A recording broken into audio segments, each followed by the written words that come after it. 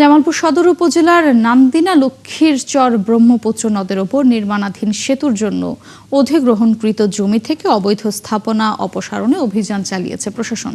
জামালপুর সদর উপজেলা সহকারী কমিশনার ভূমি তানভীর হায়দার জানান, নান্দিনা লক্ষ্মীচর ব্রহ্মপুত্র নদের ওপর ১০৬ কোটি টাকা ব্যয়ে ৬০৬ মিটার দীর্ঘ সেতু নির্মাণ কাজ চলছে। সেতুর জন্য অধিগ্রহণ করা জমি থেকে স্থাপনা সরিয়ে নিচ্ছিলেন না মালিকরা। সেতুর কাজ দ্রুত বাস্তবায়নের জন্য সকাল থেকে অবৈধ স্থাপনা গুঁড়িয়ে দেওয়া হচ্ছে। অবৈধ স্থাপনা উচ্ছেদের পর সেতু নির্মাণ কাজ দ্রুত বাস্তবায়ন সম্ভব হবে বলে জানান তিনি। নান্দিনা লক্ষ্মীরচর সেতুর নান্দিনা বাজার অংশে ২০-২৫টি অবৈধ স্থাপনা উচ্ছেদ করা হয়েছে। এর মাঝে বহুতল মার্কেট, দোকান ও বসতবাড়ি রয়েছে। অভিযান চলাকালে নিজেদের মালামাল সরিয়ে নিতে সর্বোচ্চ চেষ্টা চালান ব্যবসায়ীরা।